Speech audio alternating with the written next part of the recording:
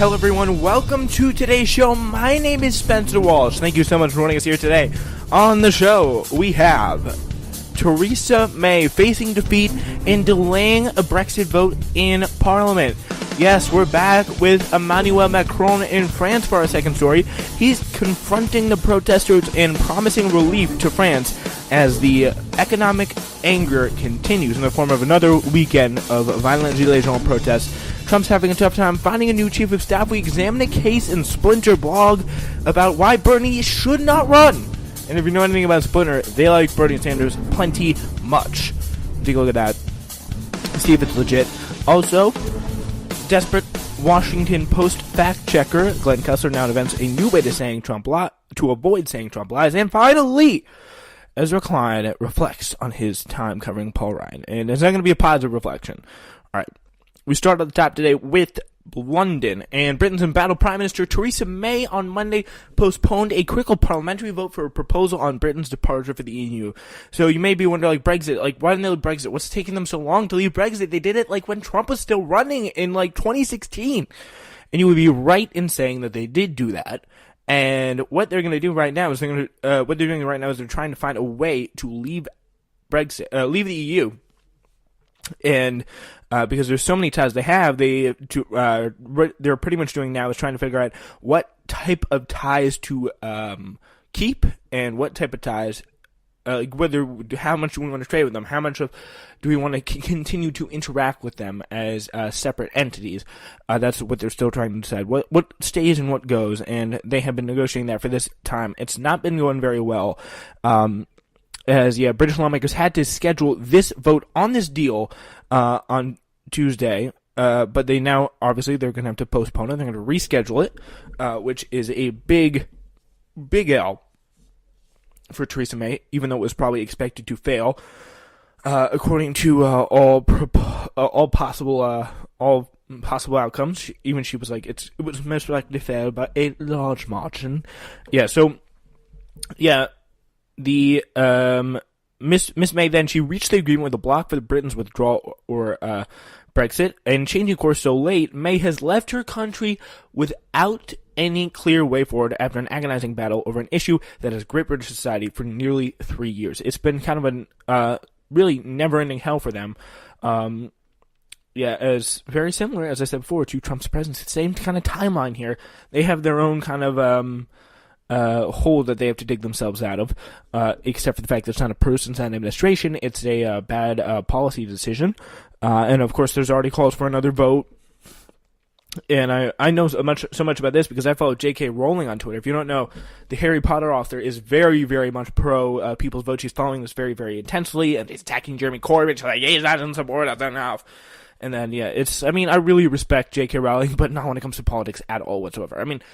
I don't agree with her at all. So, that's a little unrelated digression about J.K. Rowling. But anyway, so the question facing the United Kingdom remains as straightforward and as divisive as it was when a small but clear majority of voters called for the breaking with the European Union. Is it possible to have a smooth and orderly divorce from Europe that will not cause a sudden break in all political and economic ties and also spare the British economy? The answer for now seems to be a resounding no, and the country's future is uncertain as ever. But here's the thing: the opposition to her plan is a rebuke to Mrs. May herself, and the idea of a broader kind of conservative Tory stance in the British Parliament, because Labour under Jeremy Corbyn is gaining ground big league. As Trump says, they called for a snap election recently where Theresa May wanted to consolidate her power. She ended up losing it to Jeremy Corbyn, which was pretty exciting to see. And after years of talking the talk of a hardliner and saying that no deal was better than a bad deal, May showed up with a compromise that seemed to anger everyone on all sides of the debate. My motto on compromises, especially in politics, is when you make sure everyone's happy, no one's happy. You can't make, pretty much the point is you cannot make everyone happy. You're going to, if you really try to go down the middle, you're going to have everyone mad at you. And you don't want that place to be. And it's a position that many politicians have worked themselves into, and it seems like Theresa May is making that kind of mistake again here. With this deal here. So, while a strong prime minister with reserves of political capital, might also find it impossible to escape the political quicksand that is Brexit, Miss May has few allies even among her own party and is facing constant speculation that she could confront a no-confidence vote. She's hanging on only because her party cannot agree on an alternative. And by the way, she was Home Secretary, which is a prominent, I think it was, I don't know, it's the, I'm not a expert on British politics, but she was the Home Secretary. The Brexit vote happened, and she was like, okay, David Cameron resigned, if you don't know, he was the Tory guy, and he appointed a new person from the cabinet, and it was Theresa May. And by the way, Home Secretary isn't like a very prominent position in the cabinet, so she was kind of thrust into it. So I'm just gonna, because Home Secretary is, I know that's what she was, in kind of, okay, so I think the Home Secretary, the point of the Home Secretary is policing, prisons, border security, and those three functions in the U.S. are obviously handled differently, so it's kind of like a somewhat DHS kind of vibe. So she was kind of like Christian Nielsen in a way, if you want to think of it very, very broadly. But yeah, she was like, imagine Christian Nielsen president tomorrow. Like, that would be a very scary thought because it's Christian Nielsen. But like, still, you don't expect Christian Nielsen, who's not in a very high running position in the government, to be put up so easily. She has had, as I mentioned, the snap election. Things have not really been going well for her. That would mean suddenly, in one dramatic moment, Britain's time would run out and lose much of its economic and political links to Europe. Banking, trade, travel, and the border between Ireland and Northern Ireland would possibly change overnight if Britain does not get their act together by March 29th. That's the date you want to highlight in red, because that's when, boom, all ties sever instantly. March 29th, this upcoming year, 2019, this political paralysis Britain's in at the moment, that could mean everything just crumbles instantly and completely. So, with the news of the postponed vote, the British pound lost 1% of its value against the euro and the US dollar, falling to the lowest level in more than a year and a half. Responding to news of the delayed vote, Guy Verhofstadt, the European Parliament's representative in Brexit negotiations, said, quote, "I can't follow anymore.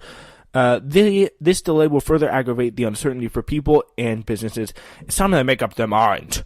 So he's like, come on, let's get it over with. I'm kind of hurt that you wanted to leave us here in the European Union, but please, just let's figure this thing out, because this country has really been kind of held hostage by this for the past 3 years. It's been really something that has been tearing away at a lot of people for a very, very long period of time. So, and of course, the leader of the opposition party, Jeremy Corbyn, said Miss May's government has lost control of its events and is in complete disarray.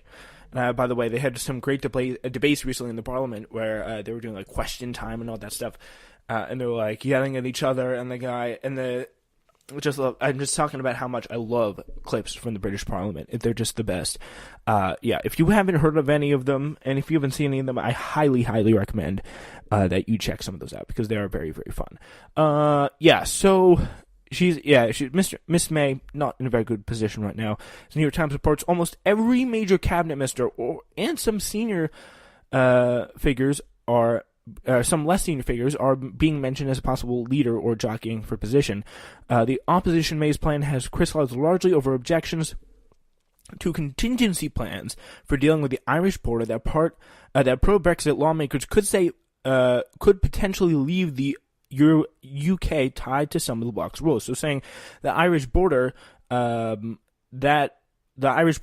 they wanted to stay in the EU, Ireland did, and the fact that England borders Ireland and their relations with Ireland, and so the fact that England obviously does not border Ireland, Northern Ireland, which is part of the UK, borders Ireland, obviously, and the fact that they have to man that border could very, very much leave some ties to the EU, and Ireland is still in the EU.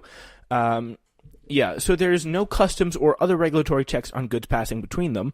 That could change after Brexit, and Ms. May's plan could mean the whole of the United Kingdom would be part of a European-wide customs union, which is not something that a lot of pro-Brexit or Brexit supporters want to see, and Brexit supporters fear that that could leave United Kingdom indefinitely tied to many European rules. Lawmakers themselves, though, do not agree on an alternative to May's proposal, so you're getting the sense here it's really kind of just a cluster of political paralysis, not making decisions, and there's no real way for anyone to kind of come to a real conclusion here. And let's just hope, for the sake of the world, that by March 29th, 2019, they figure their act out, because that could be very bad for a lot of good people in Britain who just really, they don't need this in their lives.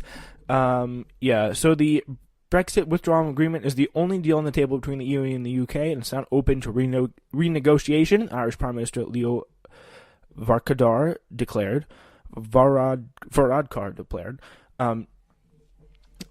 When Miss May seems to be angling for right now is a formal declaration of assurance from the EU that the plan for the Irish border, which is keeping it open to the flow of goods, will not be permanent, and that means obviously that means that they're not tied in with the EU. So yeah, this kind of a big debate over this one issue continues now as they can still try to get their act together, and that is something, again, that this vote proved in a big loss for the pro-Brexit movement and for Theresa May especially, and she's been taking a lot of losses lately, unfortunately for her. The time still continues, and nothing's getting easier for them over in Britain as the clock's rolling towards March 29th, and if they don't figure anything out, they could look at a soft hard Brexit, which means, again, as I said before, a complete and total break. All right, now we move to France. Paris. They've been faced with violent protests and calls for the resignation of President Emmanuel Macron. He finally, after saying literally nothing since, not this past Saturday, but the last Saturday when the first round of protests came, then the whole week came by, he said nothing. Actually, I think it was, I don't know. Pretty much the point is, don't quote me on this, but he has not talked for a severely long time. He's kind of let this kind of happen, let it play out, which I guess is a French thing. But if it's America, I know if the National Mall is being raided upon, we're not going to see a president not speak for a week. So he did kind of have a mea culpa on national television, and he said pretty much that he heard the anger of many whose economic suffering has burst into the open in recent weeks, and said he would take immediate steps to relieve their hardship. And pretty much the point is he's not resigning. He's not going to resign. I don't think, anyone who knows anything, he's not going to resign. He's not going to give up his seat for that. And he's going to first, obviously, do what he can to do to appease these people who are pretty much riding the streets, because as I'm sure you heard over the subsequent media coverage since our show last Thursday, no surprise here, Macron has been seen as someone who's a president for the rich, not a president for all, and that decision that he made today to promise kind of some relief to France, including I believe tax cuts and obviously scrapping the fuel tax. So that's what he really recognizes. After a protest on the scale, you're not going to get someone who's going to be like, yeah, screw you. Yeah, they don't want that happening. And protests are very often listened to in France. It's definitely a little bit different here in the United States, but nonetheless, it is the way it is. Yeah. So right now, what he's trying to do is his really just to shore up some political support in France. He announced tax cuts and income increases for struggling middle class and working poor, vowing to raise the pay of workers earning the minimum wage.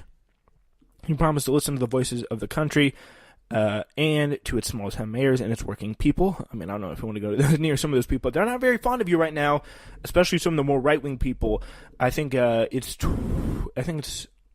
something around 20 to 40% of the protesters, the Gilets Jaunes protesters, are Macron supporters, and a good portion of those are Mélenchon supporters, and that is kind of it's becoming very clear as we see. It's not just the right wing; it's a lot of left, and it's pretty much.